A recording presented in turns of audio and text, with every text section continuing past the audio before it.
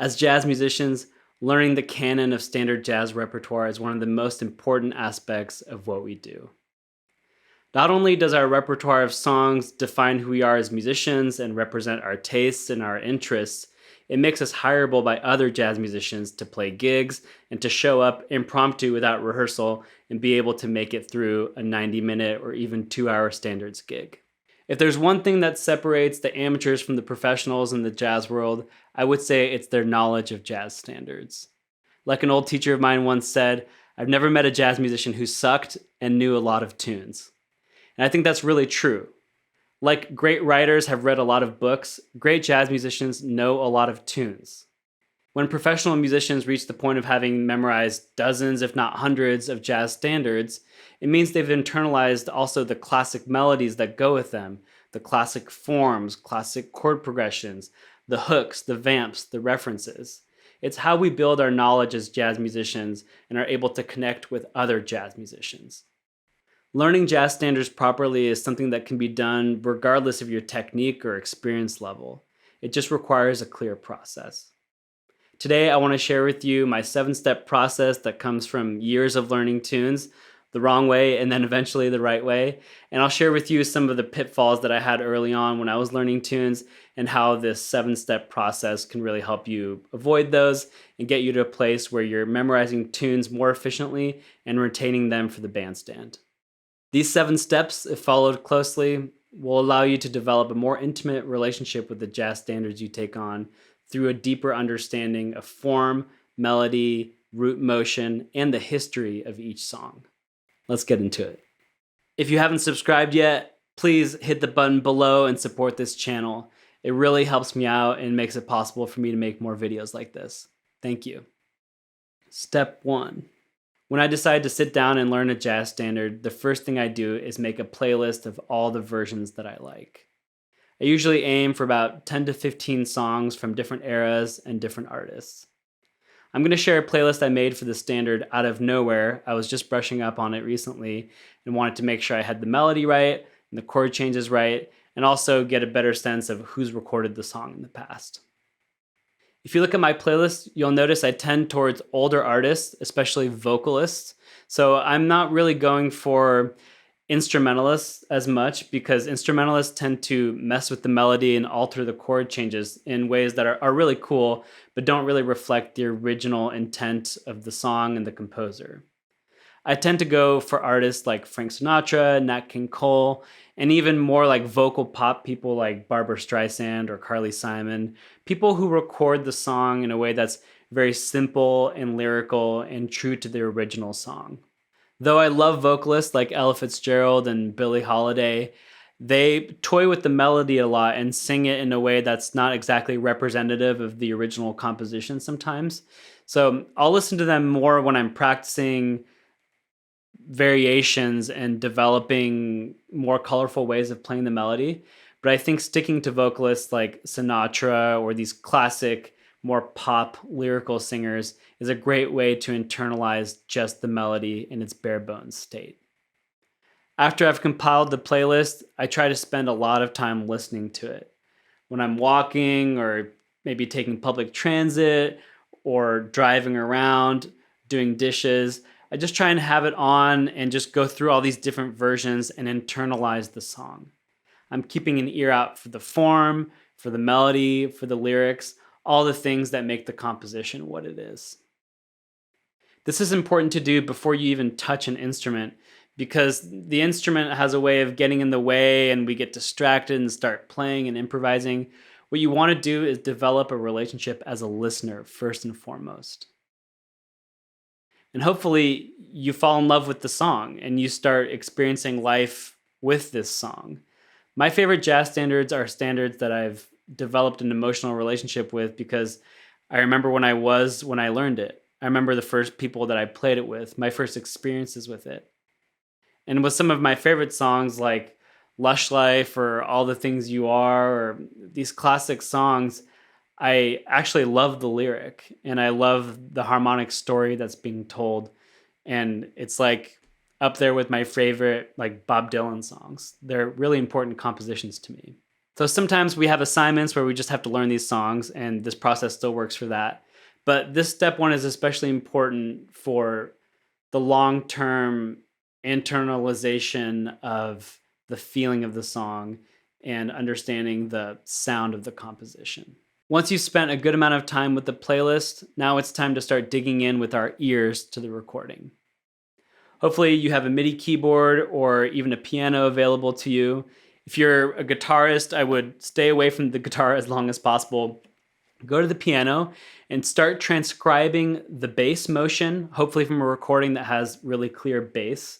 So I like these lyrical versions like Sinatra, because often there's like string bass or something that's like really holding down the low end.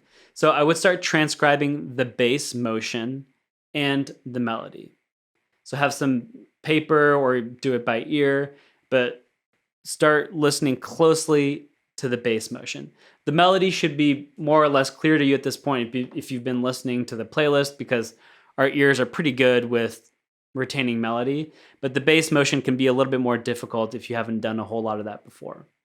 What we're going for here is understanding the top line and the bass line. Before we even think about the chords, we're just going to learn the roots. So that's step 2, learn the bass motion. Be able to sing along with it. So if I'm working on Out of Nowhere, be like do, do, dee, do, do, dee, do, do, dee, do, do, do, do, do, do, do, do, do, ooh, ooh, ooh, ooh, ooh, do, do, do, do, do, do, do, do, do, do. So I just sang through the bass motion there. Be able to do that with and without the instrument, and you'll be in great shape for step 3. Now that you've identified the melody, the bass motion, and you've got a lot of different versions in your ear, I recommend looking up the original sheet music. Now, I don't have the sheet music for Out of Nowhere, but I do have it for Cry Me a River. And these are great. These usually fold out. They're meant for, home pianists who are accompanying vocalists. These were really commonly sold in the early and mid 20th century for people to be able to play at home and sing the songs that they loved from their favorite musicals or favorite movies. So you can see that there's a piano part with lyrics and the original melody.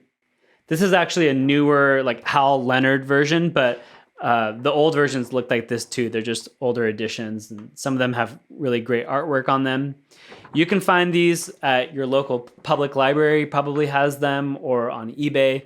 There's ways to find these. But the great Peter Bernstein told me, not personally, well, he did tell me personally once, but also just if you watch master classes with him, he's a big advocate for looking up the original sheet music, as are most people, because really great musicians have a tendency to go to the source. So I encourage you to go to the source, whatever standard you're learning, find the original sheet music, because you'll learn a lot about the chords, about the melodies, and the lyrics. And seeing them all in one place is very helpful. So check that out, the original sheet music. The first 3 steps emphasized getting to know the song without an instrument and learning the history of the song, as well as the mechanics of the song, like the bass motion and the melody. Now it's time to dig in a little bit more to the harmony and draw up your own chart. So you can do that by hand on iRealB if you want, or in your notation software. What you're going to do is you're going to synthesize all the versions from the playlist that you like, and you're going to pick and choose what you like in terms of chords and arrangement and make that into your own chart. Some classic songs will require you to pick and choose ways of playing it. The great Thelonious Monk composition, Round Midnight, is one of those songs that everyone plays a little bit differently. So articulating how you play it versus how Dizzy, Wes, Miles, Monk, how they play it is really important when you're on the bandstand, so that you can efficiently tell everybody how the chords are going to go. Round Midnight has a standard set of changes, but there's a couple points in the song where the intro might go differently, the outro might go differently, and where certain parts of the A's or the bridge might have slightly different chords. Years ago, I had my own version of Round Midnight that drew from my favorite things that Wes would do or Miles would do, and it was fun to pick and choose my favorite elements of that. So once you spent a lot of time with the playlist, you'll develop a sense of like, oh, I like this inversion here, or I like this final chord, or I like this outro chord. And you can make that chart for yourself so that when it comes time to play with other people, you have a definitive opinion of how you want the song to go as an individual musician.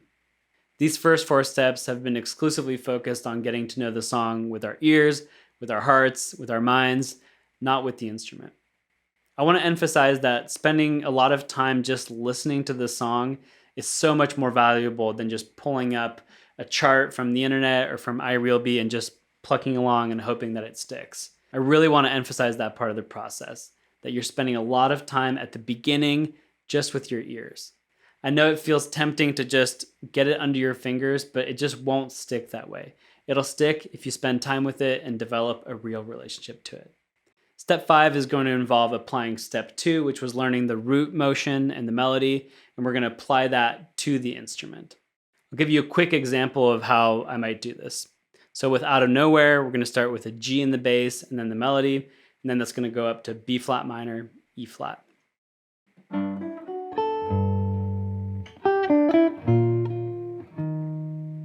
See, so I'm just playing the melody and the bass notes.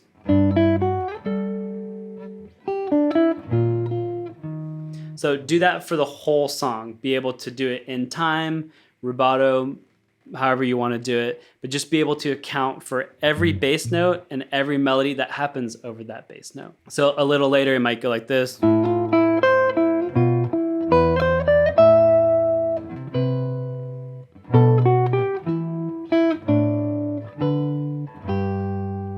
Something like that. So again, we're just tracking the bass note and the melody, making sure we have every chord change internalized and understood. Step 6 involves doing step 5, but doing it in a different key.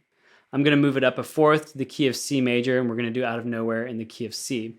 So the chord progression in that case would be C, E flat minor, A flat, C, E, A, D. A, D, etc., etc. So I'm transposing the song. That's an important step in all of this, is to be able to transpose the songs to a new key, because we're often asked to do that on the actual gig. So I would take the melody,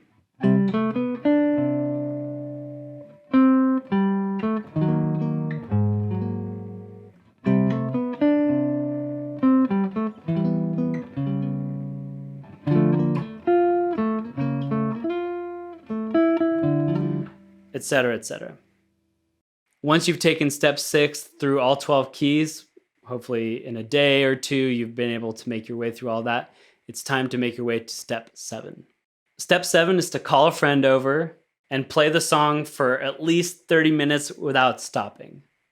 What'll happen is you'll make a lot of mistakes, maybe you'll get lost, but you'll get to know the song really well, and you and your friend will eventually get bored of the way you're playing the song and experiment and improvise.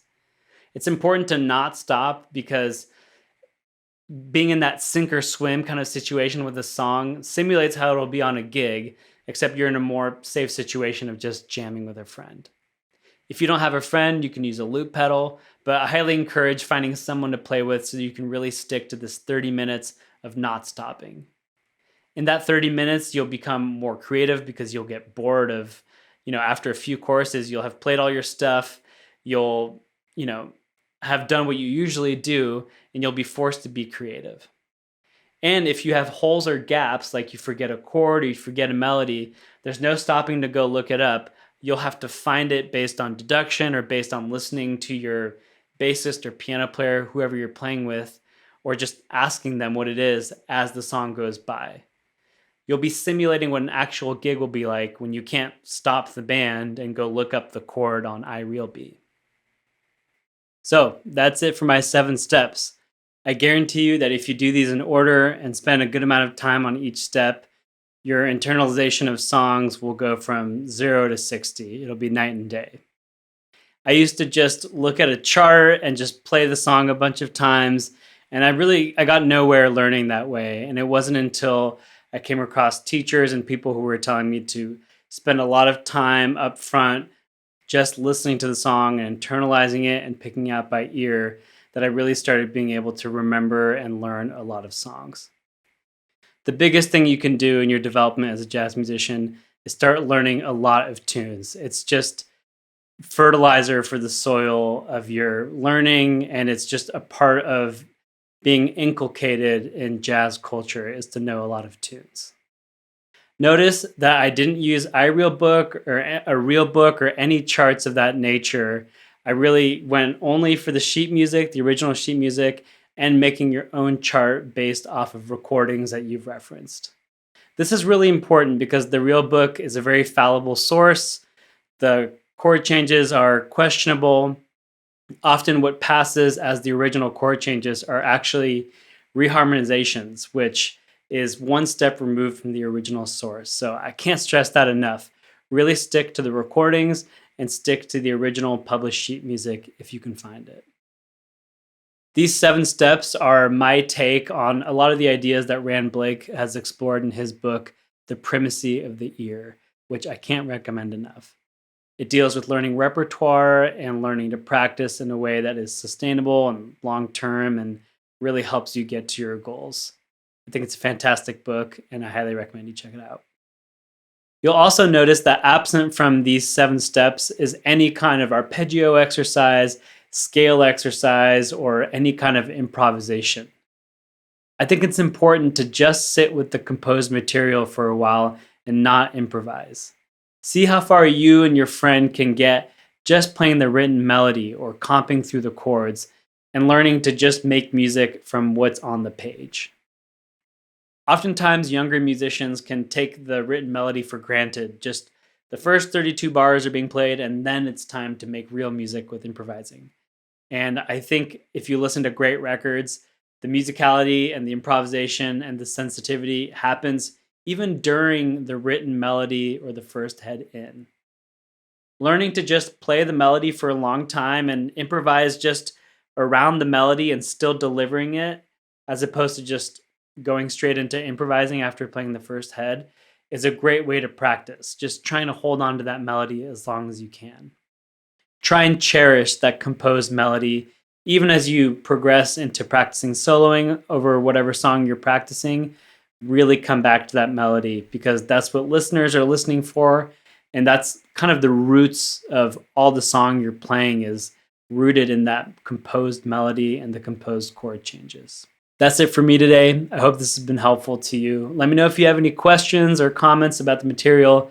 It's really great to hear from you, and I love having conversations in the comment sections. Hope to see you next time. Take care.